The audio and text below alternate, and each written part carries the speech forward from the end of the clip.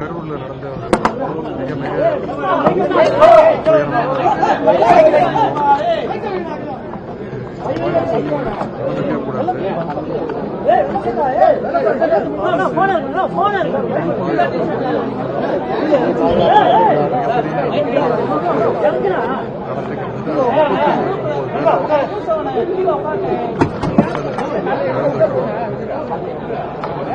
முதலமைச்சர் அவர்கள் செய்தியை கேள்விப்பட்ட உடனே இங்க இருக்கக்கூடிய சட்டமன்ற உறுப்பினர், நாடாளுமன்ற உறுப்பினர், மாவட்ட மாவட்ட ஆட்சித்தலைவர்கள், பக்கத்து மாவட்டத்தில்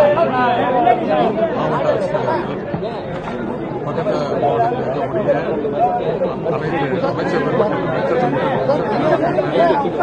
உடனடியாக பகுதிக்கு மாவட்டத்துக்கு வர வச்சு என்னென்ன மருத்துவ உதவிகள் தேவையோ அதையெல்லாம் உடனடியாக சரி சொன்னாங்க.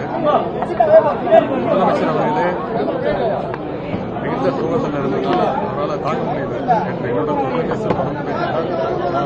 4 நாட்கள் ஓய்வுக்காக வெளிநாட்டில் இருந்தார். குடும்பத்தோடு வெளிநாட்டில் இருந்தார். என்னிடத்திலேயே தொடர்பு கொண்டு மிகுந்த வேதனையோடு பேசிட்டு இருந்தார்.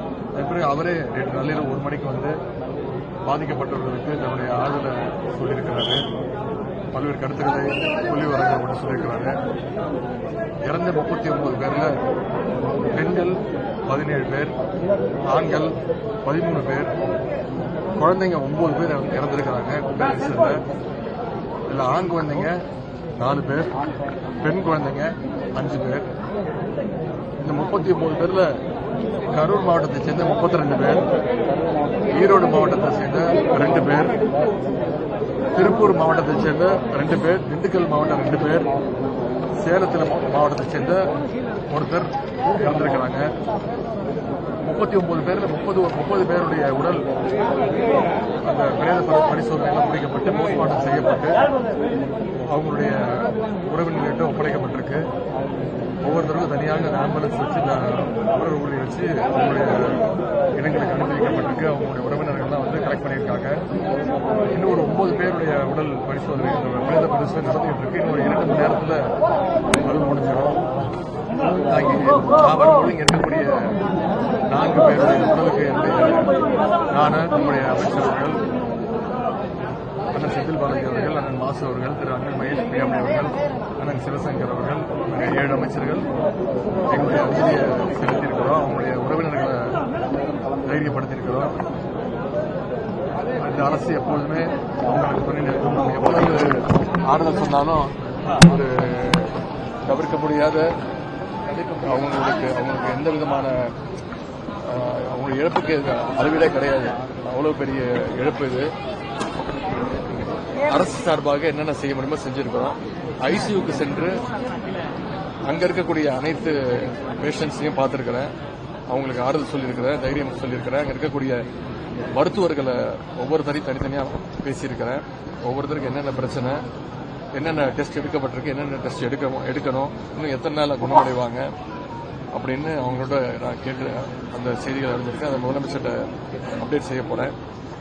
மருத்துவர்கள் ஃபுல் ஃபோர்ஸில் இறங்கி அவங்களால செய்ய முடிஞ்ச அத்தனை பணிகளையும் செஞ்சுட்டு இருக்காங்க. இன்னும் சொல்ல போனா இன்னைக்கு கரூர் மாவட்டத்தில் இருக்கக்கூடிய இங்க இருக்கக்கூடிய 200 மருத்துவர்கள் பணியாளர்கள், மருத்துவ பணியாளர்கள் இந்த பணியில் ஈடுபட்டிருக்கிறாங்க. அது தவிர சேலத்திலிருந்து 30 மருத்துவர்கள், நாமக்கல்ல இருந்து 9 மருத்துவர்கள், மதுரையிலிருந்து 49 மருத்துவர்கள் பிளஸ் செவிலியர்கள், திண்டுக்கல்ல இருந்து 22 பேர், புதுக்கோட்டையிலிருந்து 3 மருத்துவர்கள், கோவையிலிருந்து 7 மருத்துவர்கள், திருச்சியிலிருந்து 25 மருத்துவர்கள், இப்படி மற்ற மாவட்டங்களிலிருந்து மொத்தம் 145 மருத்துவர்கள், கரூர்லேருந்து 200 மருத்துவர்கள், 345 மருத்துவர்கள் இங்க இந்த பணிகளில் ஈடுபட்டு இருக்காங்க.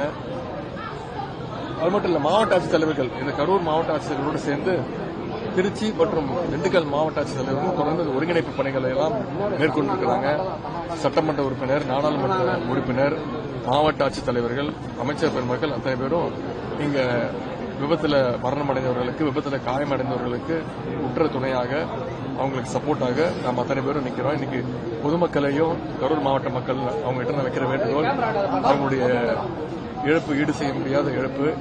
எனவே அவங்களுக்கு அத்தனை வகையிலும் இன்னும் இந்த இழப்பு இன்னும் அதிகமாகக்கூடாதுன்னு மருத்துவர்கள் அறிவுரை கொடுத்து சொல்லியிருக்கிறோம். அவங்களால முடிந்த அளவுக்கு அந்த முயற்சிகள் எடுக்க சொல்லியிருக்கிறோம். இதற்கு மேல இழப்பு இருக்கக்கூடாதுன்னு நாங்கள் நம்புறோம். இனிமேலும் இது மாதிரி விபத்துகள் நடக்கக்கூடாது. அதற்கு இந்த அரசு முழு நடவடிக்கை எடுக்கும். முதலமைச்சர் இதுக்குன்னு சொல்லியிருக்கிறாங்க. ஓய்வு பெற்ற நீதியரசர் அருணா ஜெகதீஷ் அவங்க தலைமையில் இந்த கமிஷன் அமைக்கப்பட்டிருக்கு. எனக்கு கிடைத்த தகவல்படி அவங்க மதியம் 1 மணிலிருந்து 1:30 மணி அளவில் இந்த கரூருக்கு வர இருக்கின்றாங்க. மருத்துவமனைக்கு வந்து ஒவ்வொரு பேஷண்ட்டுக்கிட்டையும் அவங்களோட கருத்துக்களை பதிவு செய்வாங்க. அதே மாதிரி நேற்று அந்த விபத்து நடந்த இடத்துக்கும் அவங்க செல்ல இருக்கிறாங்கன்னு நான் நம்புறேன். எனவே அவங்க கொடுக்கக்கூடிய அந்த கமிஷன் அந்த ரிப்போர்ட் தகுந்தபடி முதலமைச்சர் அவர்கள் நிச்சயம் சட்டப்பூர்வமான நடவடிக்கைகளை விரைவில் எடுப்பார்கள். பத்திரிகை நண்பர்கள், நீங்க தயவு செய்து மனிதாபிமானத்தோட இந்த பிரச்சனையை அணுக வேண்டும். உயிரிழந்தவங்க, காயம்பட்டவர்களுக்கெல்லாம் நம்ம அத்தனை பேர் இந்த நேரத்தில் துணையாக ஆறுதலா இருக்க வேண்டும் அப்படின்னு உங்களையெல்லாம் நான் கேட்டுக்கொள்கிறேன்.